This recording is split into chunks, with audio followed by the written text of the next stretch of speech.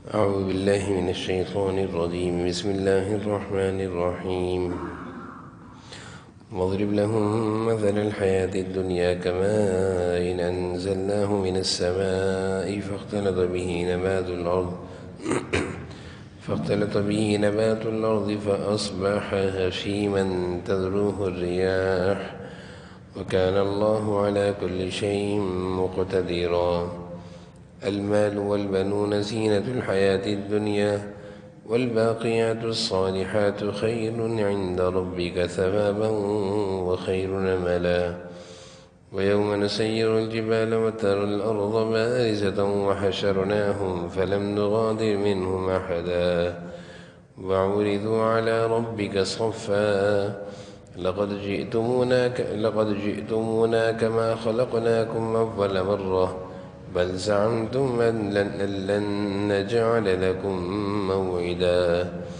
ووضع الكتاب فترى المجرمين مشفقين مما فيه ويقولون يا ويلتنا ما لهذا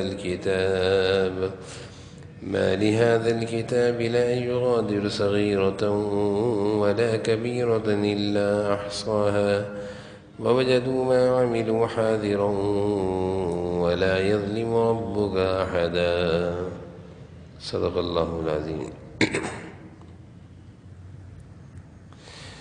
سورہ کہف کی آیت نمبر 45 سے تلاوت ہوئی ہے. وَاضْرِبْ لَهُمْ مَثَلَ الْحَيَاةِ الدُّنْيَا.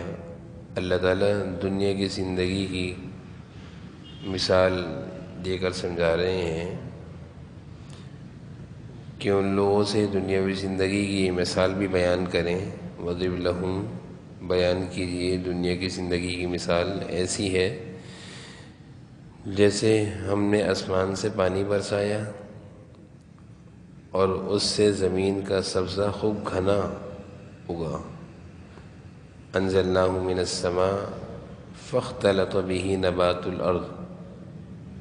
اس پانی سے زمین میں خوب گھنا سبزہ اگا. فاصبح ہشیما تذروہ الریاح. پھر وہ ایسا ریزہ ریزہ ہوا کہ اسے ہوائیں اڑا لے جاتی ہیں. تذروہ الریاح ہوائیں اڑاتی ہیں.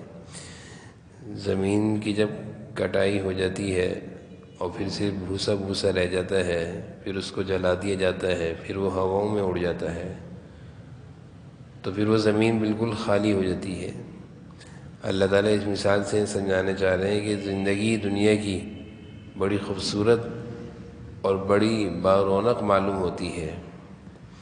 دنیا کی زندگی ہمیں بڑی خوبصورت اور بڑی حسین، بڑی بارونق معلوم ہوتی ہے، لیکن انجام کار فنا ہو جائے گی. جس طرح یہ باغ بڑا سرسبز و شاداب تھا جب اس پر فصل لگی ہوئی تھی، جب فصل کٹ گئی تو یہ باغ اب بالکل ویران سا ہو گیا. اس طرح اللہ تعالیٰ فرما رہے ہیں کہ دنیا کی زندگی بھی آج بڑی بھلی معلوم ہوتی ہے لیکن یہ ختم ہو جائے گی. وَكَانَ اللَّهُ عَلَى كُلِّ شَيْءٍ مُقْتَدِرًا. اور اللہ تعالیٰ ہر چیز پر پوری قدرت رکھتے ہیں.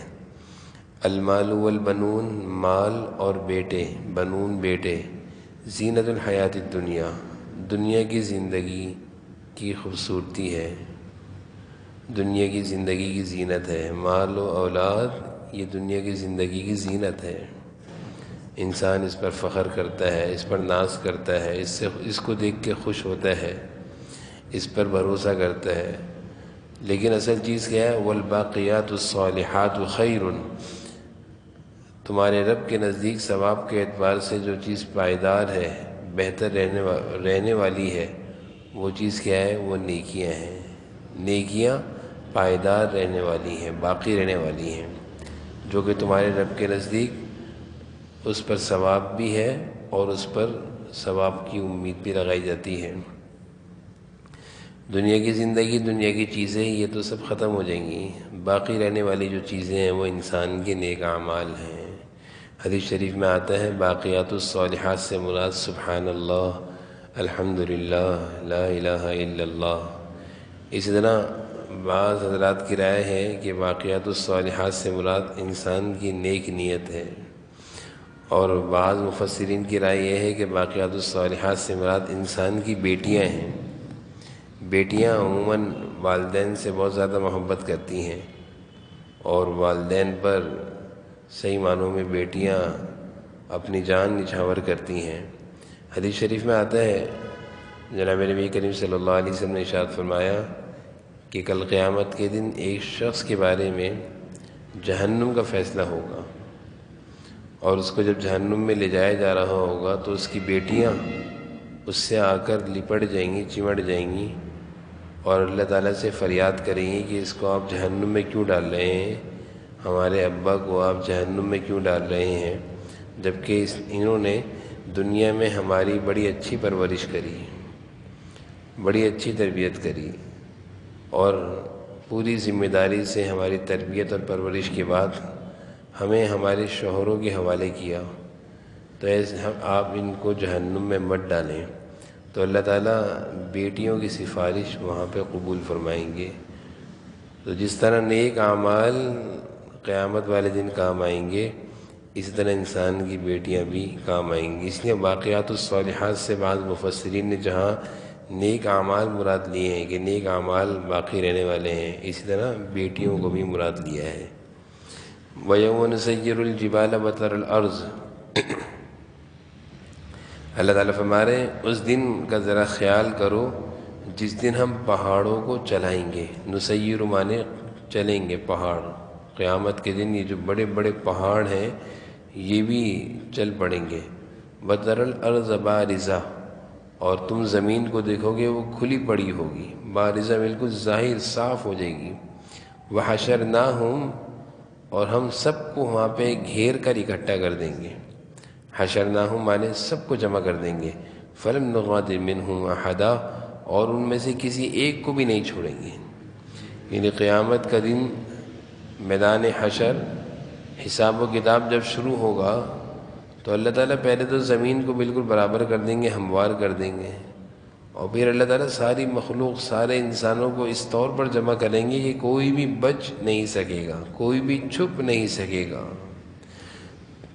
دنیا میں تو انسان چھپ جاتا ہے، پناہ لے لیتا ہے، لیکن آخرت اور قیامت جب میدان حشر قائم ہوگا اس وقت کوئی چھپ نہیں سکے گا۔ وَأُعْرِضُوا عَلَىٰ رَبِّكَ صَفًّا، اللہ تعالیٰ فرمانے سب کے سب میرے سامنے، تمہارے رب کے سامنے صف در صف پیش ہوں گے۔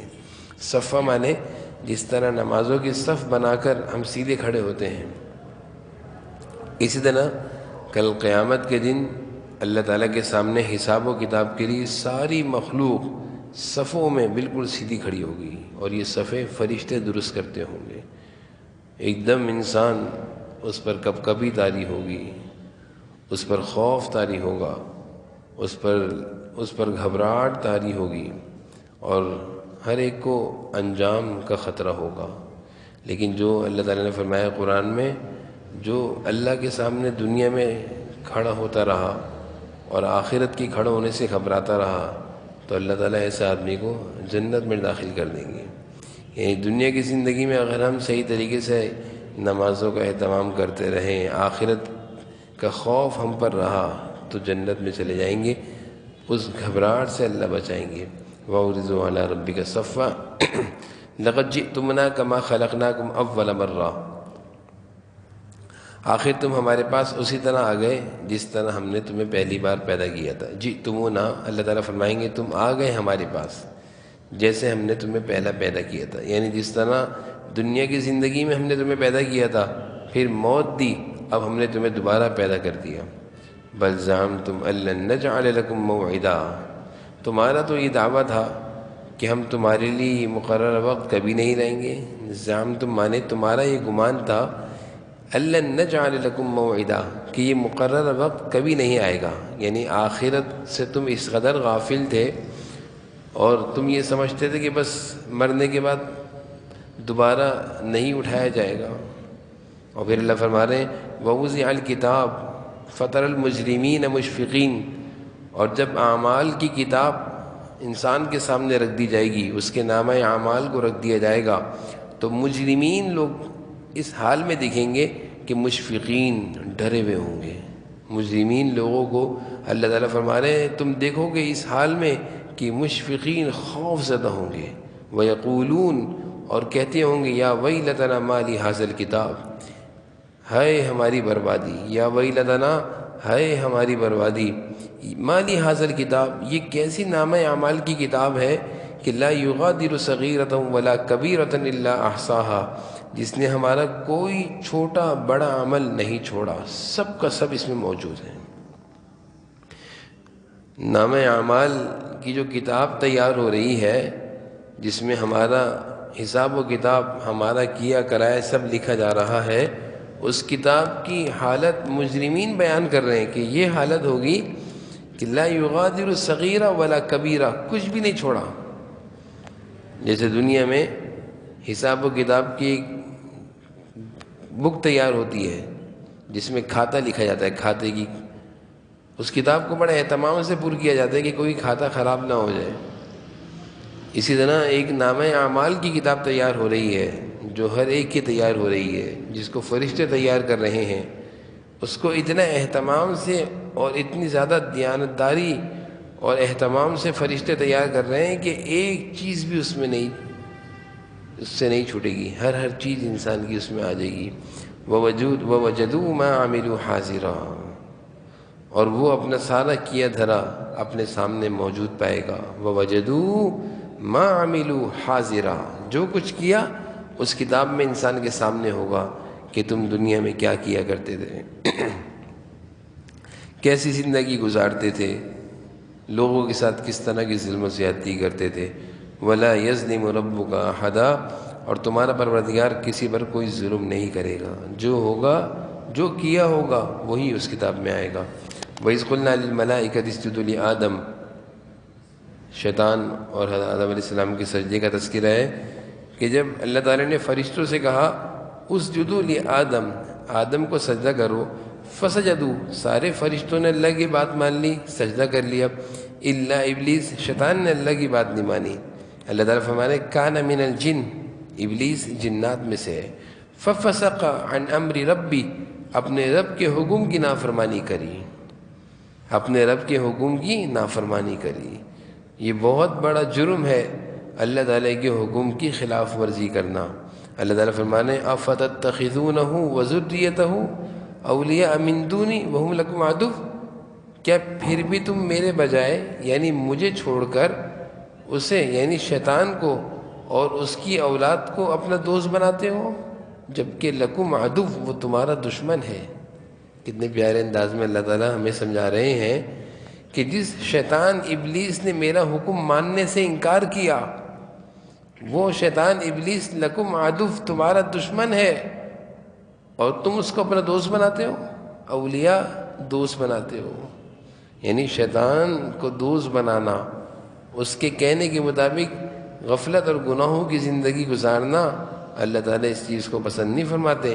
بئس للظالمین بدلا، اللہ تعالیٰ فرماتے ہیں کتنا برا متبادل ہے جو ظالموں کو ملا، یعنی کتنا برا بدل ہے، اللہ کو چھوڑا شیطان کو لے لیا، بدلہ کتنا برا ہے، یعنی ایک اچھی چیز کو چھوڑ کر شیطان کی طرف چلے گئے۔ آگے اللہ تعالیٰ فرما رہے ہیں ما اشہدتہم خلق السماوات والارض ولا خلق انفسہم، میں نے نہ آسمان اور زمین کی تخلیق کے وقت ان کو حاضر کیا تھا، نہ خود ان کو پیدا کرتے وقت۔ میں ایسا نہیں ہوں کہ گمراہ کرنے والوں کو دست بازو بناؤں۔ ما اشہدتہم خلق السماوات، آسمان و زمین کی پیدا کرتے وقت اللہ تعالیٰ نے شیطان کو نہیں حاضر کیا تھا، نہ اس کی خود پیدائش کے وقت۔ اور اللہ فرما رہے ہیں وما كنت متخذ المضلین عضدا، اور میں ایسا نہیں ہوں کہ گمراہ کرنے والے لوگوں کو اپنا دست بازو بناؤں۔ اللہ تعالیٰ کو ضرورت نہیں کسی کو اپنا بازو اپنا مددگار بنائیں، اور پھر اللہ تعالیٰ ایسے لوگوں کو اپنے قریب کریں جو کہ گمراہ کرنے والے ہیں۔ شیطان ایک نورانی مخلوق، فرشتے ایک نورانی مخلوق ہے، اللہ تعالیٰ نے ان کو اپنے قریب کیا ہوا ہے۔ شیطان فاسق و فاجر ہے، اللہ کا نافرمان ہے، اللہ نے دور کر دیا۔ آگے اللہ فرما رہے ہیں وَيَوْمَ نَقُولُ نَادُوا شُرَكَائِيَ الَّذِينَ زَعَمْتُمْ فَدَعُوهُمْ فَلَمْ يَسْتَجِيبُوا لَهُمْ، اور پھر اللہ تعالیٰ اس دن مشرکوں سے کہیں گے، کیا کہیں گے؟ پکارو ان کو جنہیں تم نے میری خدائی میں شریک کیا تھا، شرکائی جن کو میرا شریک بنایا تھا، پکارو ان کو، زعمتم جو تمہارے گمان کے مطابق میرے شریک تھے، فدعوہم وہ لوگ پکاریں گے۔ مشرکین کل قیامت کے دن اپنے معبودوں کو پکاریں گے، فلم یستجیبوا لہ، کوئی معبود ان کی بات کو جواب نہیں دے گا، کوئی بھی معبود ان کی بات کا جواب نہیں دے گا۔ وجعلنا بینہم موبقا، اور ان کے درمیان ایک مہلک آڑ حائل کر دی جائے گی۔ انسان دنیا میں اللہ کو چھوڑ کر بہت سارے لوگوں کو اپنا سہارا بناتا ہے، بہت ساری چیزوں کا سہارا بناتا ہے، یہ سارے سہارے ٹوٹ جائیں گے، اور ایک ہی سہارا انسان کا جو دنیا میں بھی اس کے کام آئے گا اور آخرت میں بھی، وہ اللہ کا سہارا ہے۔ اللہ تعالیٰ کل قیامت دن فرمائیں گے پکارو ان کو جن کو تم میرے سوا اپنا دوست بناتے تھے، کوئی ان کی پکار کا جواب نہیں دے گا۔ ورأى المجرمون النار، اللہ فرما رہے ہیں مجرم لوگ جب آگ دیکھیں گے، مجرمون النار مجرم لوگ جب آگ دیکھیں گے، فظنوا انہم مواقعوها، اور انہیں اس میں گرنے کا یقین ہو جائے گا کہ اب ہم نے اس میں گرنا ہے، ولم یجدوا عنہا مصرفا، اور اس سے بچنے کا کوئی راستہ ان کو نہیں ملے گا۔ مجرم لوگ جب آگ دیکھ لیں گے اور ان کو یقین ہو جائے گا کہ اب ہم مواقعوها، ہم نے اس میں جانا ہے، ولم یجدوا عنہا مصرفا، اور بچنے کا کوئی راستہ نہیں ہے۔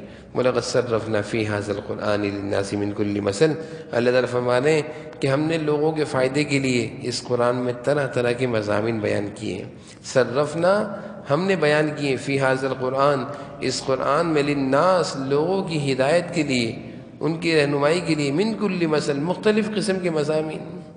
یہ قرآن تو مختلف مضامین سے، ہدایت کی باتوں سے، انوارات سے بھرا پڑا ہے، لیکن اللہ تعالیٰ فرماتے ہیں وَكَانَ الْإِنسَانُ أَكْثَرَ شَيْءٍ جَدَلًا، انسان ہے کہ جھگڑا کرنے میں ہر چیز سے بڑا ہوا ہے، انسان جھگڑوں میں پڑا ہوا ہے، اختلافات میں پڑا ہوا ہے، بیکار اور فضول کاموں میں پڑا ہوا ہے، اور اللہ تعالیٰ نے اتنی بڑی قیمتی ہدایت کی کتاب اتاری ہے، اس کی طرف توجہ نہیں ہے۔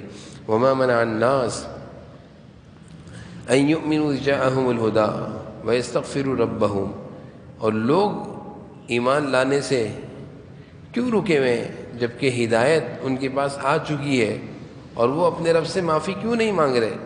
یعنی جب سیدھا راستہ، ہدایت کا راستہ ان تک پہنچ چکا ہے، صحیح اور درست بات ان کو معلوم ہو چکی ہے، تو اپنی زندگی کو کیوں نہیں بدل رہے؟ اللہ فرما رہے اس لیے نہیں بدل رہے، ان تأتیہم سنت الاولین او یأتیہم العذاب قبلا، یہ چاہ رہے ہیں کہ ان کے ساتھ بھی ویسے ہی واقعات پیش آئیں جیسے گزشتہ قوموں کی ہلاکتوں کے واقعات ہیں، یا یہ چاہ رہے ہیں کہ اللہ کا عذاب آ جائے۔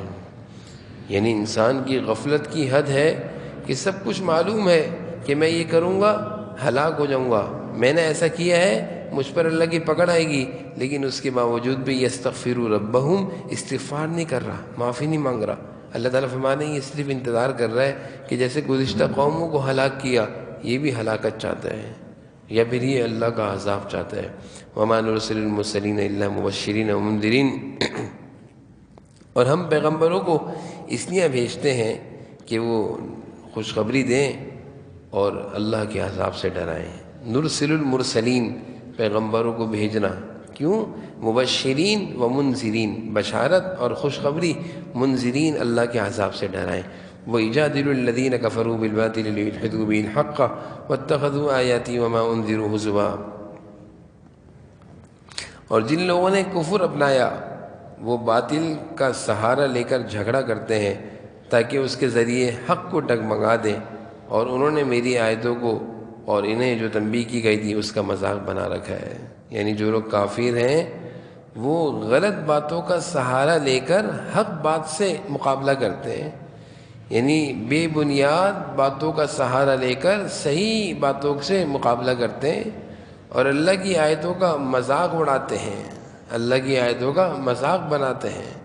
وَمَنْ أَظْلَمُ مِمَّنْ ذُكِّرَ بِآيَاتِ رَبِّهِ فَأَعْرَضَ عَنْهَا وَنَسِيَ مَا قَدَّمَتْ يَدَاهُ، اللہ تعالیٰ فرما رہے ہیں اس شخص سے بڑا ظالم کون ہوگا جسے اس کے رب کی آیتوں کے حوالے سے نصیحت کی جائے، اللہ تعالیٰ کی آیتوں کے حوالے سے نصیحت کی جائے اور وہ منہ موڑ لے۔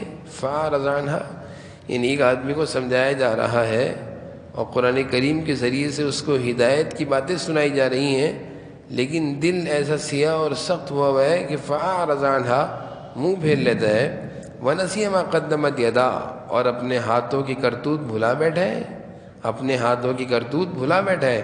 ان جعلنا علی قلوبہم اکنۃ یفقہوہ وفی آذانہم وقرا، اللہ تعالیٰ فرما رہے ہیں ان کے دلوں پر غلاف چڑھے ہوئے ہیں، ان کے دل پردوں میں آ گئے ہیں، غفلت کے پردے۔ کیوں؟ اس لیے کہ انہوں نے گناہ کیے ہیں۔ ان یفقہوہ وفی آذانہم وقرا، اور ان کے کانوں میں ڈانٹ ہے، جیسے کسی کے کان میں روئی لگا دی جائے زور سے تو وہ سنتا نہیں ہے۔ اللہ تعالیٰ فرما رہے ہیں دل بھی اندھے ہیں، کان بھی بہرے ہیں، ان کو قرآن کریم کی ہدایت سمجھ میں نہیں آتی۔ گناہوں کی کثرت کی وجہ سے انسان کی یہ کیفیت بن جاتی ہے، صحیح بات سمجھ میں نہیں آتی۔ یہ بڑی خطرناک کیفیت ہے۔ اگر کبھی گناہ ہو جائے تو استغفار کی کثرت کرنی چاہیے، اللہ تعالیٰ سے فوراً معافی مانگ لینی چاہیے، کیونکہ ایسا نہ ہو کہ دل سیاہ ہو اور دل پر غفلت کے پردے آ جائیں اور کان بند ہو جائیں، ہدایت کی بات سننے سمجھنے سے ہم دور ہو جائیں۔ یہ بڑی خطرناک چیز ہے۔ وَإِن تَدْعُوهُمْ إِلَى الْهُدَىٰ فَلَن يَهْتَدُوا إِذًا أَبَدًا، اگر تم انہیں ہدایت کی طرف بلاؤ تب بھی وہ صحیح راستہ ہرگز نہیں آئیں گے۔ عجیب حالت ہوتی ہے کہ جب انسان کو سمجھنے سوچنے کی صلاحیت اس کے اندر سے ختم ہو جاتی ہے تو یہ ہوتا ہے، اللہ تعالیٰ فرما رہے ہیں کہ اس کو صحیح بات کی طرف بلاؤ گے بھی تو نہیں آئے گا۔ فَلَن يَهْتَدُوا، پھر بھی صحیح بات قبول نہیں کرے گا، یہ اس کی حالت ایسی ہو گئی ہے۔ جیسے بیمار آدمی ہو، مریض ہو، تو اس کے منہ پہ کتنے ہی اچھے والے کھانے رکھ دو، کتنے ہی اچھے ذائقے رکھ کے کھانے رکھ دو، اس کو ذائقہ نہیں محسوس ہوگا، بیمار ہے۔ اس کی زبان وہ کہے گا پھیکا ہے پھیکا ہے، جبکہ بہترین قسم کے ذائقے کے کھانے ہوتے ہیں۔ تو یہی حالت ہے کہ جب گناہ، اللہ کی نافرمانی بہت زیادہ بڑھتی ہے تو دل پردوں میں اندھا ہو جاتا ہے، انسان کو کچھ بھی سمجھ میں نہیں آتا۔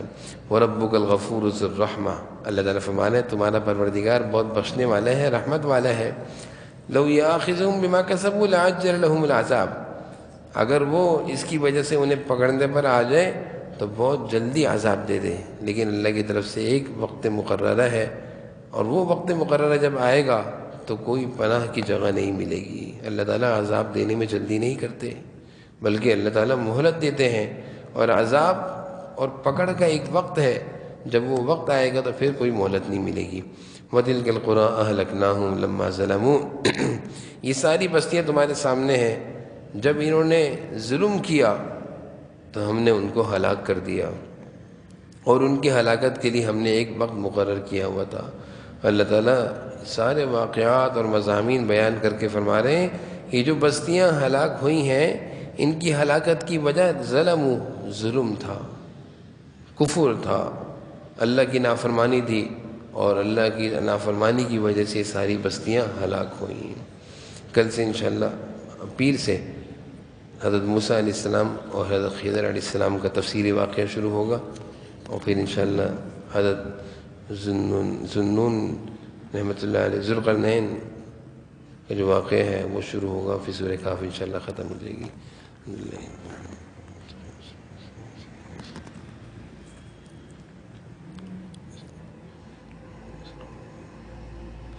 صلی اللہ تعالی علی خیر خلقہ محمد وعلی آلہ وصحبہ رحمۃ اللہ۔